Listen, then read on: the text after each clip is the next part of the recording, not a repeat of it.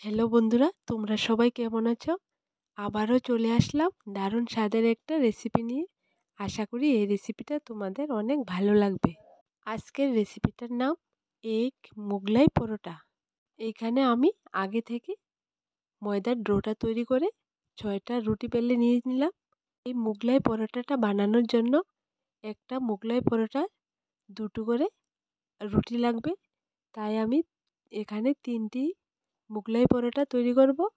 তাই 6টি রুটি বেলে রেখেছি। এখানে কাঁচা সবজি নিয়ে নিলাম হ্যান্ড গ্রেটারে গ্রেট করে, বাঁধাকপি গ্রেট করানো, গাজর গ্রেট করানো, কোচানো টমেটো, কোচানো কাঁচা লঙ্কা, স্বাদ মতন লবণ, আর নিয়ে নিলাম কোচানো ধনেপাতা। এখানে মাঝারি সাইজের একটা স্টিলের বাটি নিয়ে নিলাম। এই বাটিটা দিয়ে এই মোগলাই পরোটাগুলো বানাবো। প্রথমে একটা বেলে রাখা রুটি বাটিটার উপর রেখে দেব। রুটিটা রাখার পর রুটির মাঝখানটা হাত দিয়ে চেপে একটু ঢালু করে দেব, যাতে করে মোগলাই পরোটা বানানোর উপকরণগুলা এই মাঝখানটা রাখতে পারি। সত্যি বলছি বন্ধুরা, আমার দেওয়া এই মোগলাই পরোটার রেসিপিটা তোমরা বাড়িতে একবার ট্রাই করে দেখবে আমার মতো করে। সত্যি খেতে দারুণ স্বাদ লাগে।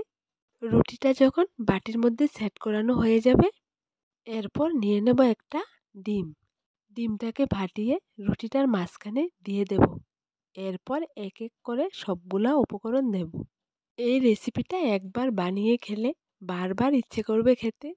দারুণ স্বাদের একটা রেসিপি। এরপর ডিমের উপর দিয়ে দেব সামান্য পরিমাণ গ্রেট করা বাঁধাকপি, গ্রেট করা গাজর। তোমরা এখানে বাঁধাকপিটা না দিয়ে ক্যাপসিকামও দিতে পারো। দিয়ে দেব কোচানো টমেটো। এখানে আমি ছোট সাইজের একটা টমেটো নিয়েছি। 3টে পরোটা তৈরি করব, তাই কাঁচা লঙ্কা কুচি, স্বাদ মতন লবণ, ধনেপাতা কুচি, আর সবশেষে দিয়ে দেব 1 চিমটে গোলমরিচের গুঁড়ো। এখানে গোলমরিচের গুঁড়ো দেওয়াটার কারণ এই মোগলাই পরোটাটা দ্বিগুণ স্বাদ হয় আর সুন্দর একটা স্মেল আসে। সবগুলা উপকরণ দেয়া হয়ে গেলে এর উপর আরেকটা রুটি দিয়ে ঢেকে দেব। ঢাকা হয়ে গেলে সুন্দর করে আঙ্গুল দিয়ে চেপে চেপে চারপাশ লাগিয়ে নেব। খেয়াল রাখতে হবে প্রথমে বাটির উপরের সাইডটা আঙ্গুল দিয়ে চেপে চেপে বাটির উপরের সাইডের রুটিটা লাগাতে হবে। তারপর আরেকবার ভিতরের সাইডে আঙ্গুল দিয়ে চেপে চেপে ভালো করে লাগাতে হবে। ভালো করে না লাগালে ভিতরের উপকরণগুলা ভাজার সময় বের হয়ে আসবে। দেখো বন্ধুরা, আমি যেরকম করে করেছি ঠিক তোমরা তেমনি করে নেবে। যখন দেখবে নিচের আর উপরের রুটিটা ভালো করে লাগানো হয়ে গেছে, এবার রুটির চারপাশের বাড়তি অংশটা ছিঁড়ে নেব।